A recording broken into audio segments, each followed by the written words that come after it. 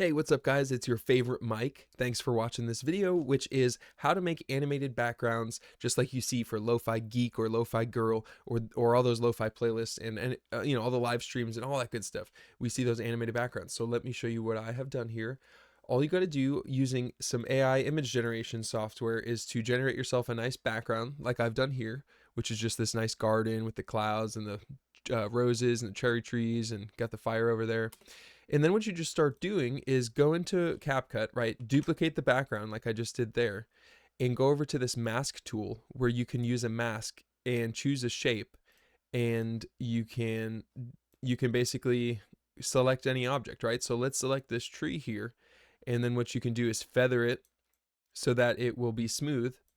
And then basically you, with that mask, now we have like this little section of the tree that we're animating, right? And what you can do is go to position and size and turn on your keyframing so that it can start tracking the motions.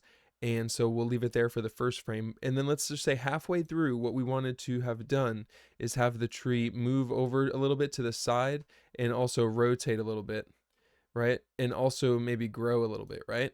So, and then basically what you do is you go to the end again and you just put it back to regular position, right? And this can be done whichever ways that you're comfortable with. And I'm not trying to get too specific because I'm assuming you already know about video editing, and so hopefully you kind of understand what I'm doing here. But basically, I'm just overlaying a layer. So now I'm going to turn back on the base layer, and what you're going to see is that top layer shifting around. Do you see that? And it kind of gives you this illusion that things are moving. Now, let me get more technical. Do you see how the two branches over there are separated from each other? So in order to make that look better, what you can do is just go right back to that keyframe. If you see in the timeline, make sure you're on that keyframe that holds that data, and just line it up a little better in your editor like this, so that it doesn't look bad. And we can even make it bigger, but then just line it up a little better. So look at that. That looks pretty like original, except for that top corner up there, which is out of the shot, so it's getting cut off. So, and it's not getting feathered because there's no canvas to feather it onto, if that makes sense. So, and it has to do with this rotation, but I kind of want to maintain that rotation. So you just got to work at it for a second, try to get that angle right. And just for example, for the video's sake of time, I'm just going to leave it there. But do you see what I'm getting at here?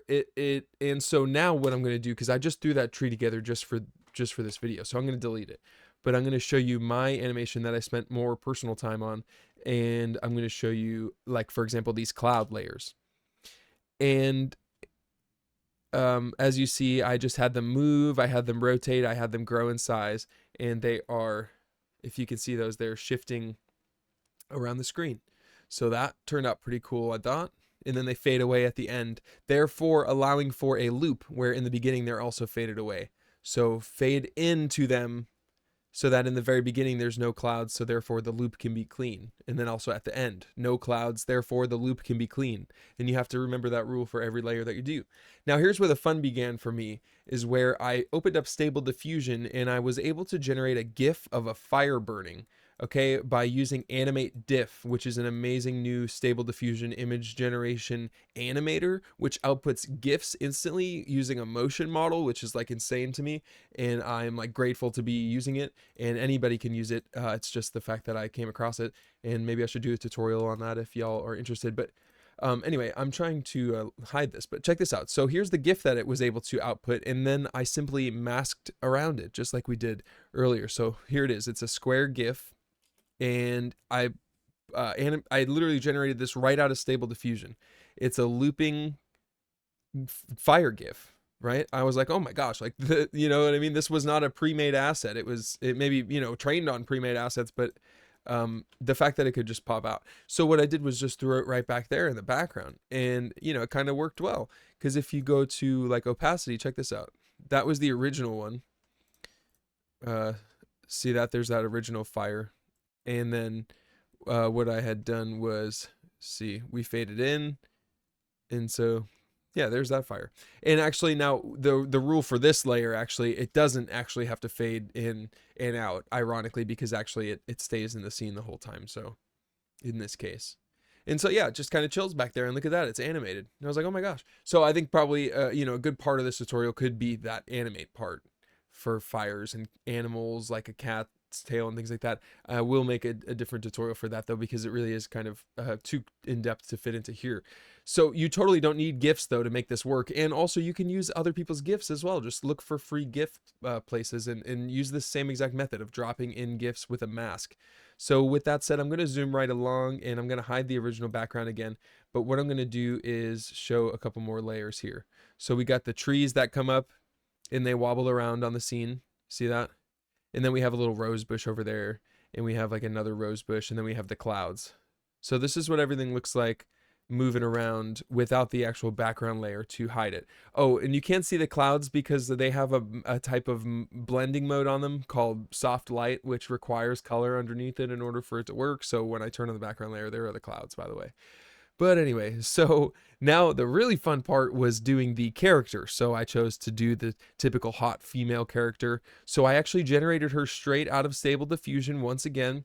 And I prompted for a green screen background, which also gave her kind of green hair, but that was cool with me. I did go through probably like 100 image generations, to be honest, looking for like the perfect little model, honestly, for this generation, and from my taste at least. And so I was pretty pleased with this one. And then I slapped her right in the middle of everything.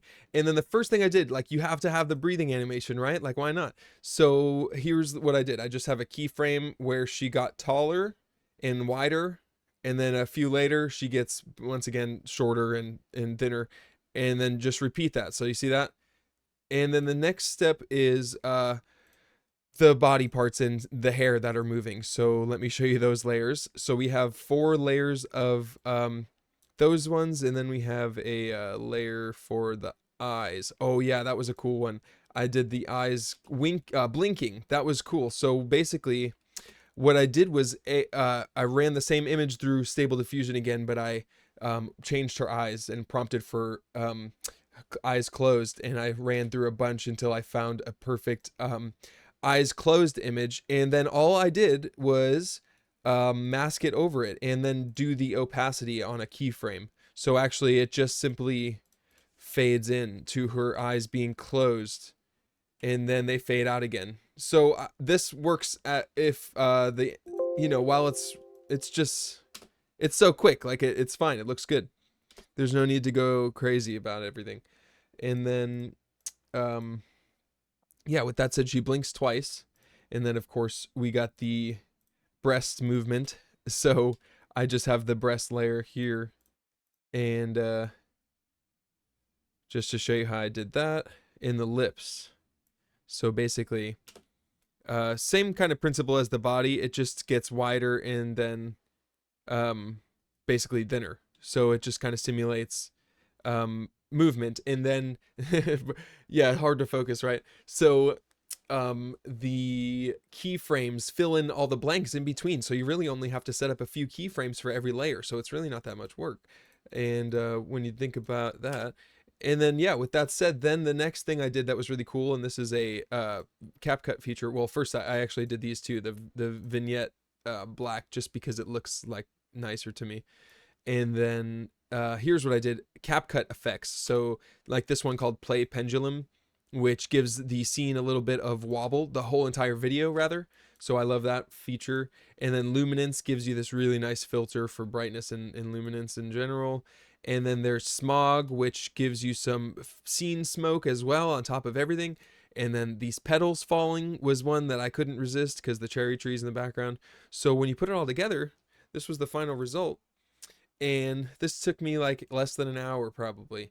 And I'm really pleased with it. So I was happy to share with you guys, and I really hope that I have opened your eyes to the possibilities of kind of just throwing out this stuff without it being such a huge endeavor, thanks to these AI tools and these amazing video editing softwares that we're getting these days. So anyway, thanks for watching. Make sure you subscribe. I'm almost at 10,000 subscribers, so I really appreciate that.